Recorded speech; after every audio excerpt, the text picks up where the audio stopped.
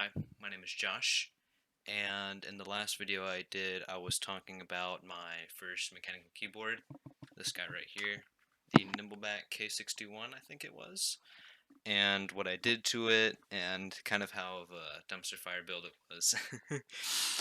Since then, though, I have made changes to it to better achieve the sound I was going for, which was a poppier, creamier sound.